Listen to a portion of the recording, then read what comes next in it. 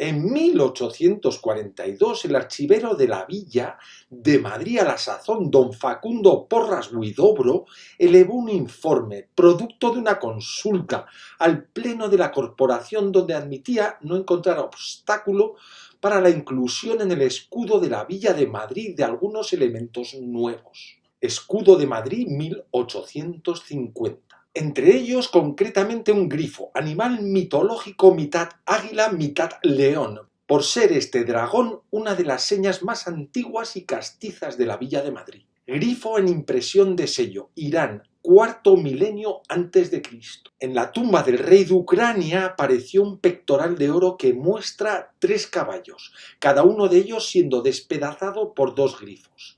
Cuarto milenio antes de Cristo. Este otro es del periodo de Uruk, en Irak.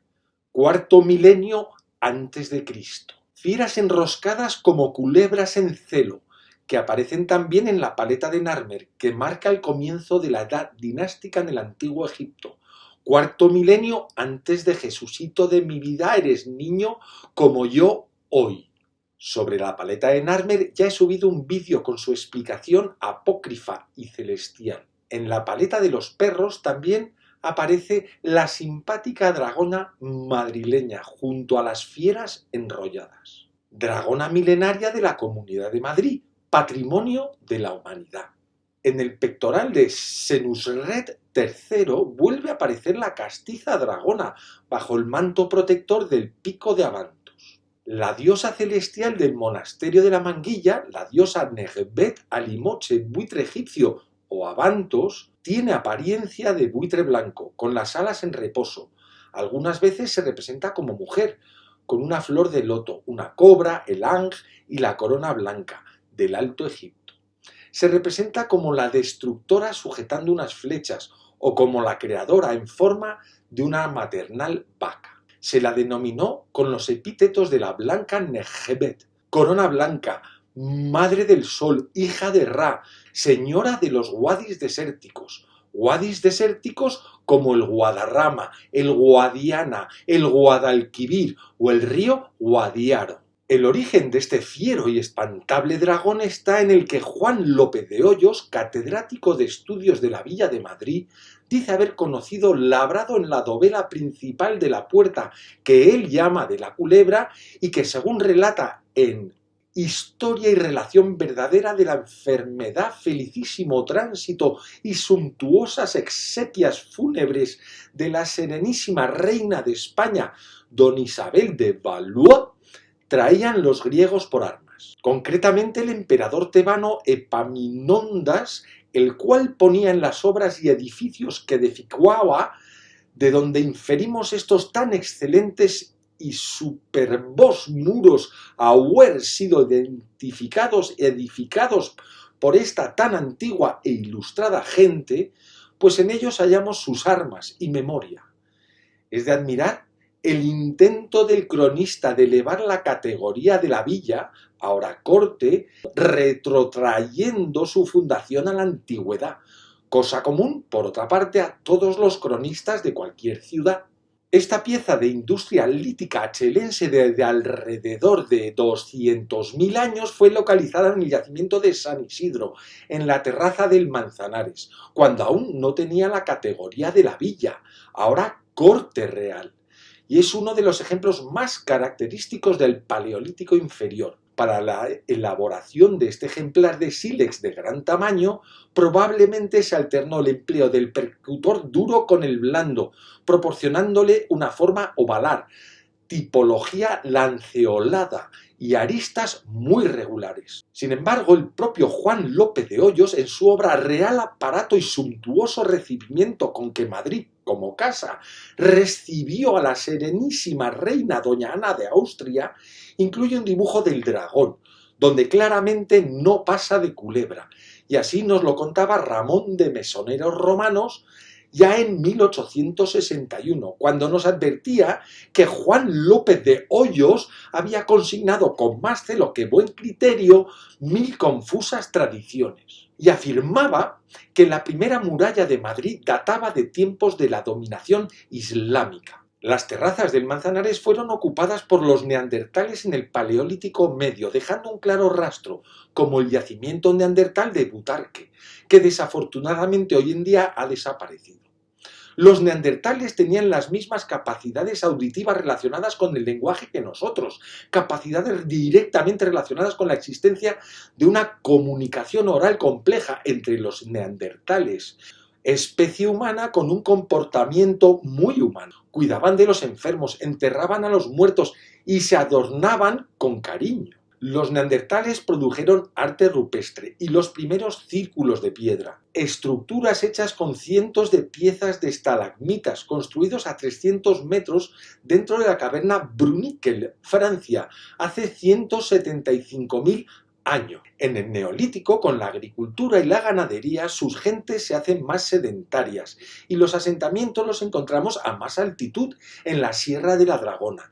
Y con el comienzo de la Edad de los Metales, en el Calcolítico, los madrileños escogen lugares estratégicos en los cerros, con buena visibilidad y fácil acceso a su zumo de montaña, como el poblado fortaleza del Cerro del Jaralón, en Collado Mediano, compuesto por una doble muralla de piedra de casi 1 kilómetro de larga, y en el que se hallaron restos de cerámica del periodo calcolítico, los cuales están perfectamente relacionados con los yacimientos de los Millares. Desde el Cerro del Jaralón se domina el río Guadarrama y el yacimiento arqueológico del Dolmen de Entretérminos, porque está situado entre términos, entre Collado Villalba y Alpedrete. Yacimiento arqueológico que se extiende por todo el arroyo del Cañal, donde una majestuosa fila de menhires nos lleva directamente al Hospital Universitario General del Psiquiátrico de Villalba, a alineamientos de menhires que continúan hasta la dehesa del Boyal, donde parece que aún hay restos de un megapoblado en torno al Dolmen de Entretérminos. Dolmen de Entretérminos que desapareció durante la Guerra Civil y la Comunidad de Madrid ha colocado un mojón, que por cierto ni se ve ni está señalizado. Y eso que tienen no sé cuántos monumentos al cantero en Alpedrete, en los que se olvidan de los primeros madrileños que se establecieron en sus tierras. Estos paisajes y sus montañas sagradas, como la de la Dragona de 7 Picos, que da nombre a toda la sierra del río Guadarrama, que lleva en su sangre una leyenda milenaria, y su forma antropomórfica nos dibuja la dragona tumbada, el pico Majalasna a la izquierda, y el más bajo de todos es la nariz de la dragona, y el resto de picos sería en su espalda, como las escamas de la espalda de un cocodrilo. Las curiosas formas que a menudo ofrecen las peñas de granito han atraído siempre al hombre desde tiempos prehistóricos y han propiciado una visión animista del paisaje, al considerarse estos elementos naturales como seres con vida propia. Así la dragona cobra vida en el Museo Arqueológico Nacional, en esta culebra epipaleolítica de alrededor de hace 9.000 años. Junto a la Dragona de 7 Picos está la Peña del Sol, que según la Real Academia de la Historia, por su nombre se considera como una de las peñas sacras de la Comunidad de Madrid, una peña sagrada. Peña del Sol que sirve para medir el tiempo, con una función topoastronómica que por su forma y su situación sirve para precisar las fechas del año, según el paso del Sol. La Peña del Sol de la Dragona de 7 Picos marca el solsticio de verano.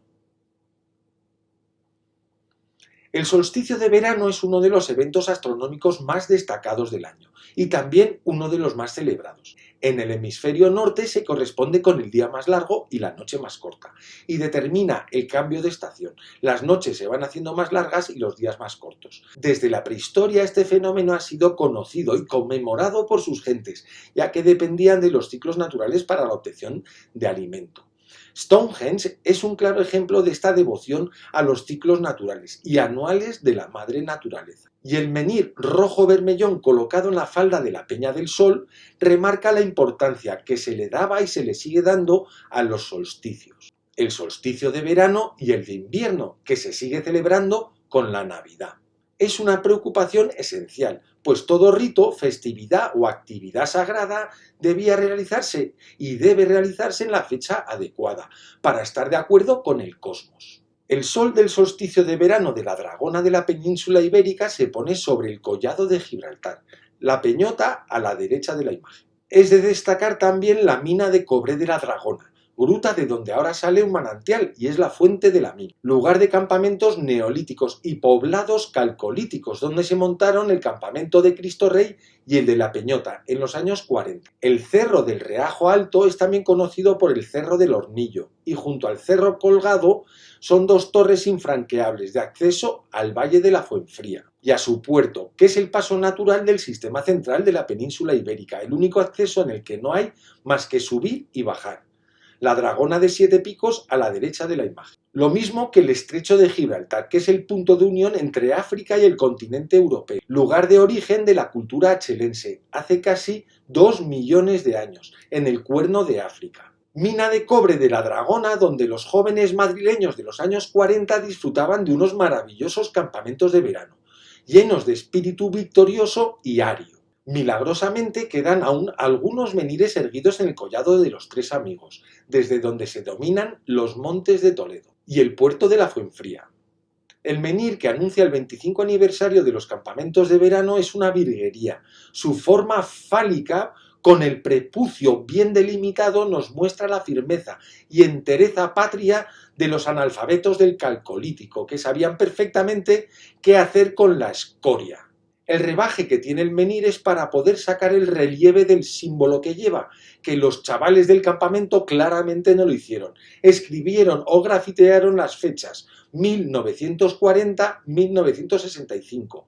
Se sirve al caminar. Ni tampoco los nazis alemanes que estuvieron por aquí, ni los cristianos, ni los árabes, ni los visigodos, ni los romanos. Este símbolo lo más seguro es que sea del Calcolítico, de hace más de 5.000 años, como los menhires del Cañal, datados de entre 3.500 a 3.000 años antes de Cristo. La dragona aparece grabada en el menhir del Cañal y baja zigzagueante por su costado. Junto al Tajo se encuentra el dolmen de Guadalperal, llamado irónicamente el Stonehenge español, por su estado de total abandono. Carpas nadan a su alrededor y solo se aparece cuando el embalse se seca en los largos veranos de sequía.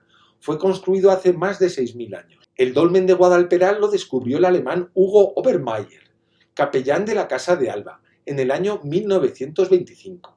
Empezó a excavar y lo estuvo excavando durante 2 años, hasta que todo el monumento quedó a la vista. Uno de sus menhires, según el capellán alemán, está esculpido en forma humana, con hombros y una minicabeza, como de un dios. Junto al dolmen de la Cibeles en el castro de la Dragona de 7 Picos está el Cromles de Filiberto, en el que uno de sus menhires tiene esa misma forma característica, con hombros y minicabeza, como de un dios. En el dolmen de Guadalperal el menhir Dios también tiene unos grabados y unas líneas sinuosas que Obermayr, el capellán alemán, describió como una serpiente o culebra.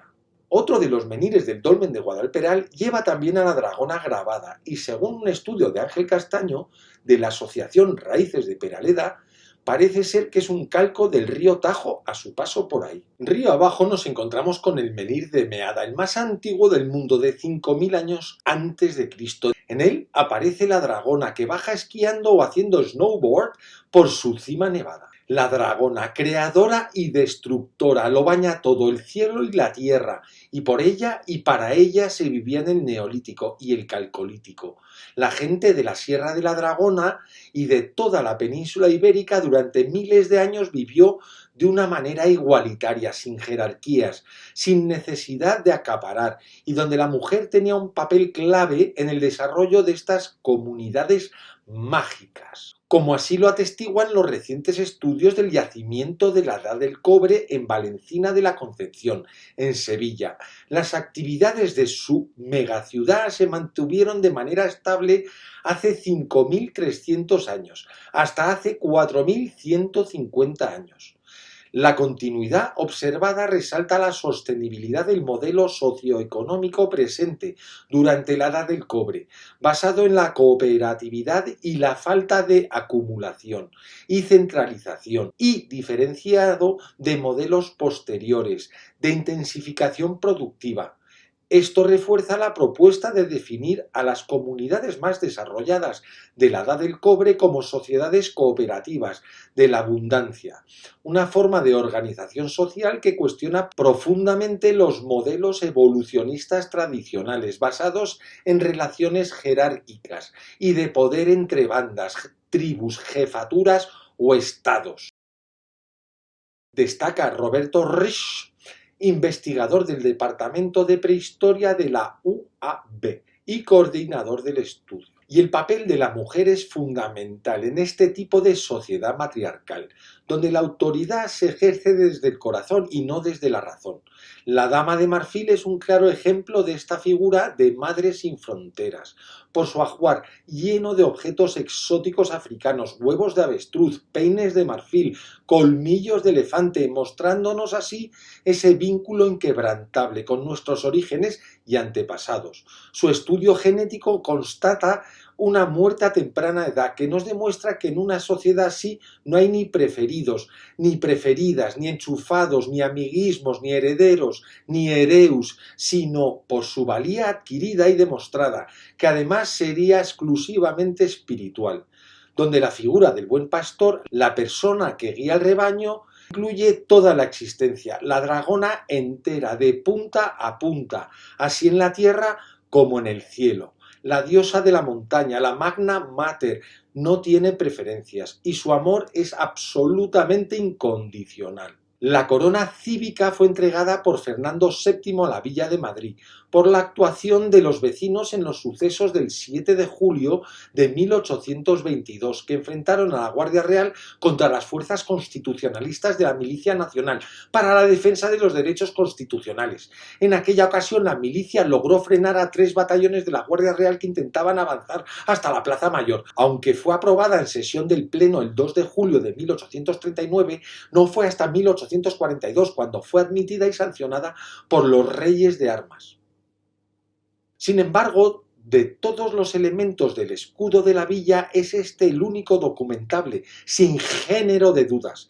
Esta corona estaba formada por un trenzado en guirnalda carmesí de hojas de roble, ramas y bellotas. En la antigua Grecia el roble era considerado un árbol sagrado para Zeus, y como tal un símbolo de justicia y rectitud moral. Zeus gobierna a los dioses olímpicos, como un padre a una familia, de forma que incluso los que no eran sus hijos naturales se dirigen a él como tal. Es el rey de los dioses y supervisa el mundo entero. Al mismo tiempo, Zeus es el dios del cielo. Maneja su arma más terrible, el rayo, y es el garante de que se cumplan las leyes y el destino. El roble también aparece en otros mitos, como el velloncino de oro, que protagoniza la historia de los argonautas, y fue robado por Jasón, de las ramas de un roble, mientras la dragona que lo custodiaba estaba distraída. El garrote de Hércules era de madera de roble, y en la Odisea, Ulises interrogó 2 veces el follaje del roble para predecir su futuro.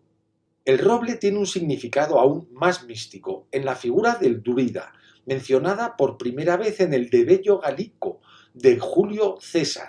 Los druidas eran sacerdotes y sacerdotisas, pero también jueces y maestros, y sus relaciones con la naturaleza estaban en el centro de los ritos propiciatorios y mágicos. Se dice que escuchaban el susurro de las hojas del roble en el viento. Vamos a ver si con la mente te puede ayudar a que se ponga el televisor bien, pero por favor, cuando llaméis no decís cuergo, entonces si cuerga. Ingredientes para pociones, rituales de protección y purificación, continuando el vínculo de la medicina sagrada y con la magia.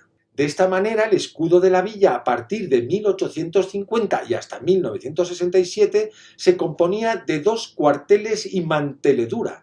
En el de la derecha, sobre campo de azur, la figura de un grifo de oro. En el de la izquierda, sobre campo de plata, un madroño sinople, con frutos de gules y un oso empinado a él, lenguado de gules, terrazado de sínople. El origen de este fiero y espantable dragón está en el que Juan López de Hoyos, catedrático de estudios de la Villa de Madrid, imagen de la que tenemos de referencia el dibujo que el mismísimo López de Hoyos y que dice haber conocido, labrado en la dovela principal de la puerta que él llama de la culebra, donde claramente no pasa de culebra.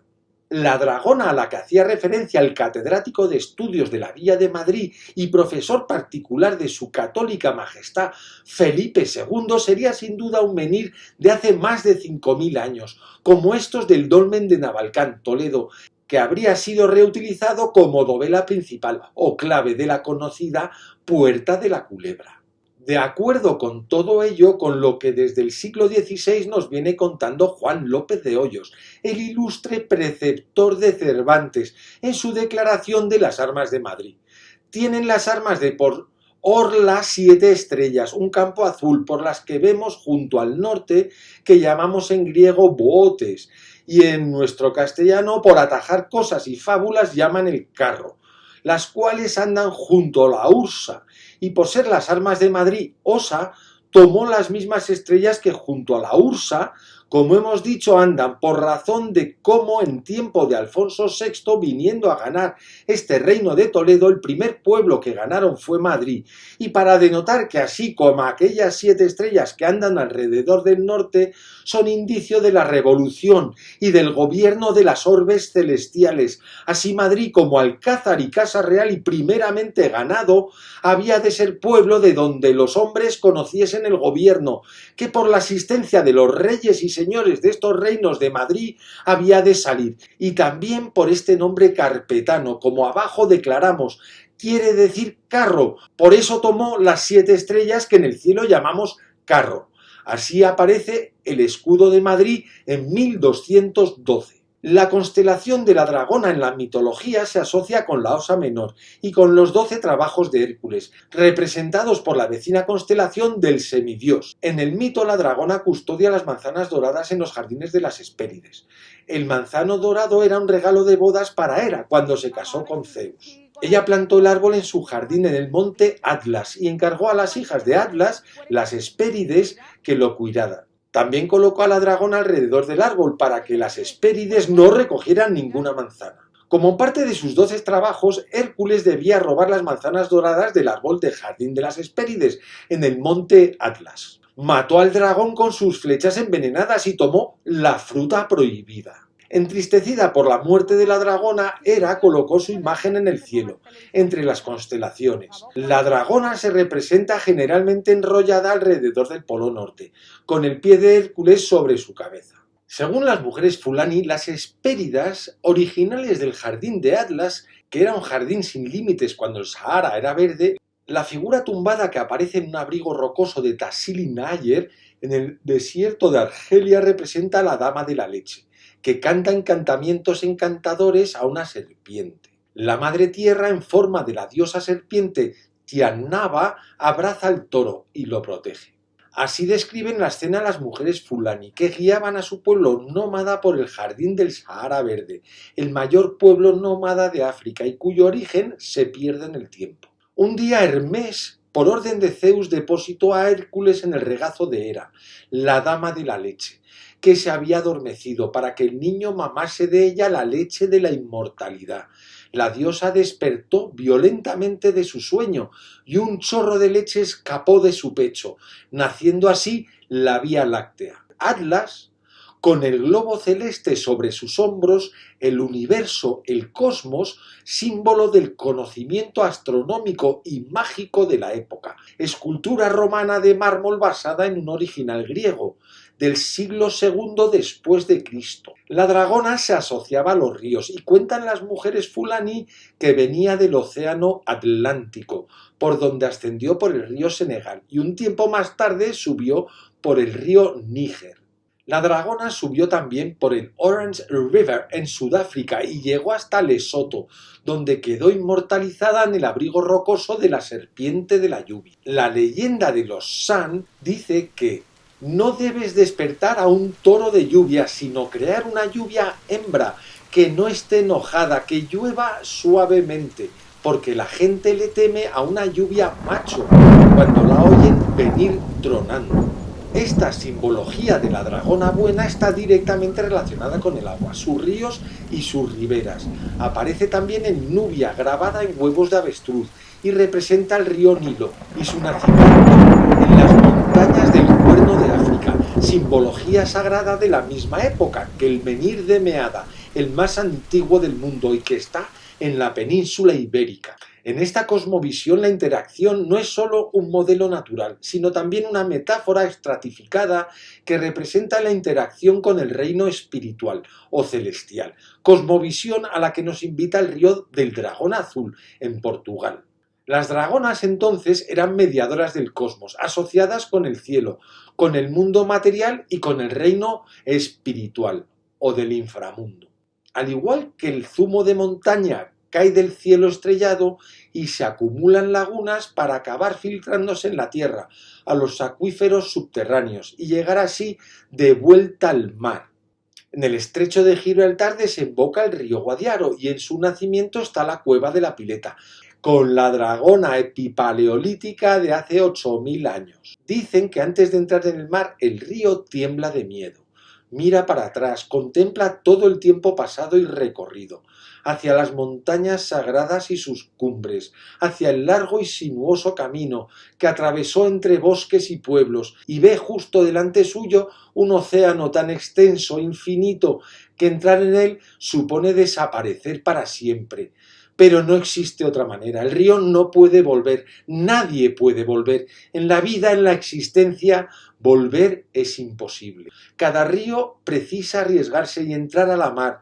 Solamente al entrar en ella el miedo desaparecerá, porque apenas en ese momento sabrá que no se trata de desaparecer en ella, sino volverse mar. Khalil Gibran, el río y el mar. Cueva de la Pileta, río Guadiaro. Y ese ciclo natural de la dragona epipaleolítica ha reinado por igual en el mundo mágico y celestial como en el mundo interno y terrenal, durante miles y miles de años, por toda la faz de la Tierra. Estos elementos pervivieron en el escudo de armas de la Villa de Madrid hasta 1967, cuando el consistorio solicitó un informe a la Real Academia de la Historia. Su presidente, Dalmiro de la Valgona, en un documentado estudio determina el error de incluir tal dragón. Desde entonces el escudo permanece tal y como lo conocemos hoy. Es decir, un campo de plata, un madroño de sinople, verde, terrasado de lo mismo, frutado de gules, rojo y acostado de un oso empinante de sable negro y bordura de azur, cargada de 7 estrellas de plata, al timbre corona real antigua, desapareciendo así la dragona epipaleolítica del Museo Arqueológico Nacional, para afianzar nuestra identidad católico, apostólica y romana, hecha realidad por su categórica católica majestad en el monasterio de la Manguilla del Escorial. El templo salomónico de los demonios de la hispanidad, castiza, castrense y castrante, por los siglos de los siglos.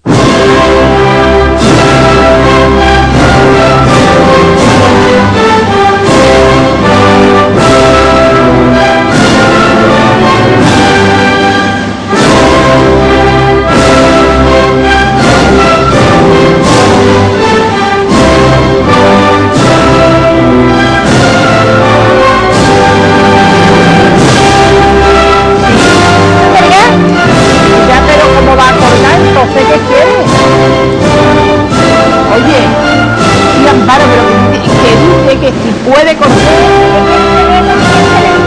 Pero ¿cómo vas a acordar que quieres saber, cariño? Hombre, yo creo que estoy hablando contigo, no estoy hablando con los muñequitos. Claro. Pero que tú qué quieres, cariño. Después me dice, ustedes, bueno, y eso no es culpa de nosotros que tu televisor se vea malamente. Es que eso sí que no, porque aquí no van a ir los técnicos. Que por favor, pásame otra llamada porque tiene el televisor a todo y yo no sé. Bueno, vamos a ver. Cuando ustedes llaman, son poca gente la que les pasa, pero pasa. Cuando ustedes llaman, no pueden colgar. Porque me quieren decir lo que... Hombre, yo sí soy adivina, pero para eso tenía que echar el estudio y decirte, pues mira, esto te pasa, lo otro te pasa. Pero como son 10 cartas, pues tienen ustedes que decir una pregunta. Y entonces dice, es que se ve muy malamente el televisor, cariño, pero vamos a ver si con la mente te puede ayudar a que se ponga el televisor bien, pero por favor cuando llaméis no decís cuelgo, si cuelga, no sé qué. Bueno, pues ya siguen las líneas cogiendo llamadas, aprovechar ahora que ha habido una clarita que se puede y ya está ahí esa llamada. ¿Sí? ¿Hola? Dígame. No, dígame tú. Dígame. Es la misma. Es la misma persona, ahora quiere que yo le diga, ¿tú qué quieres que yo te diga, cariño? Yo te digo lo que tú quieras. Yo le pido por favor al control que le diga a esta persona, primero que si cuelga y ahora que yo le diga. Pues vamos a ver, porque es que eso es lo que hace extraviar personas que están ahí llamando y esta persona no se aclara y es para aclararse. So, later today, when you are considering your choice for 2020, I hope you remember that in addition to the best prepared plan, Madrid also offers you a city full of culture. There is nothing quite like a relaxing cup of café con leche. Por los siglos de los siglos. Amén.